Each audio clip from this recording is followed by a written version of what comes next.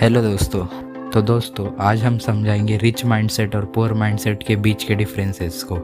तो शुरू करते हैं एक कोट से जो कि है रॉबर्ट कियोसाकी की, जो है the rich uses their money to look poor and the poor uses their money to look rich. इसे आसान भाषा में समझना है तो अमीर लोग उनके पैसे से एसेट खरीदते हैं और वही गरीब लोग उनके पैसों से लाइबिलिटीज़ खरीदते हैं।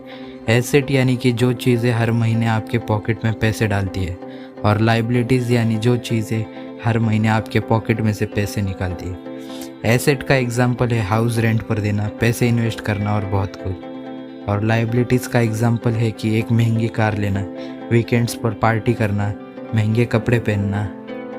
तो ये फ़र्क होता है रिच और पुअर माइंडसेट में। इसे और आसानी से समझने के लिए हम एक एग्जांपल लेते हैं। दो दोस्त थे, राम श्याम, जो बस गांव में कुछ काम नहीं करते थे।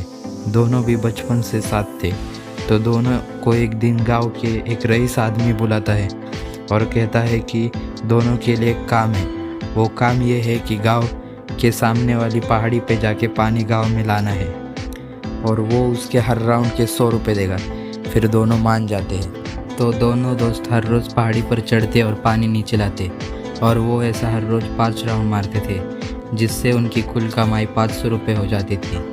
फिर एक दिन जब राम के चाचा राम के ये काम को सुनते हैं तो वो राम को एक सुझाव देते हैं। वो सुझाव समझ के राम बहुत खुश होता है और चाचा का धन्यवाद करता है।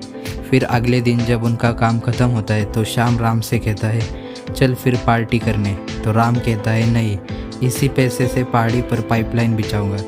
तो श्याम उस पर हंसता है और कहता है कि ये पैसे काफ़ी नहीं है और तू बेवकूफ़ है। फिर शाम पार्टी के लिए जाता है और फिर हर रोज़ शाम काम के बाद पार्टी के लिए जाता था और राम अपने पाइपलाइन का काम करता था।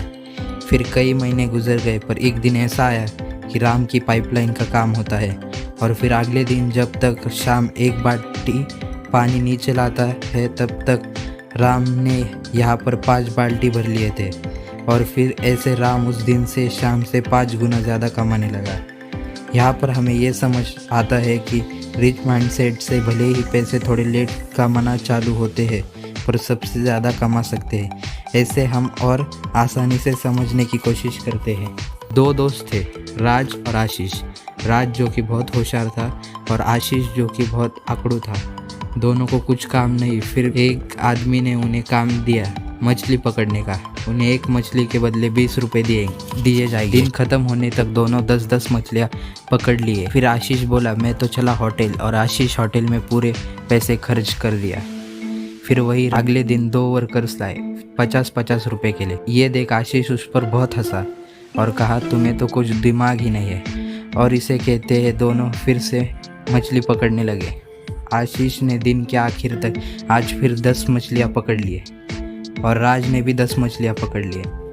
पर राज के 2 वर्कर्स ने मिलके 20 मछलियाँ पकड़ लिए, जिससे राज की कुल कमाई हुई 30, जिससे उसे मिले 600 रुपये। उसमें से उसने 2 वर्कर को 500-500 दे दिए और उसने कुल कमाए 500 रुपये, जो कि आशीष से 2.5 गुना ज़्यादा थे। और इसे ही अमीर माइंडसेट के लोग सोचते हैं।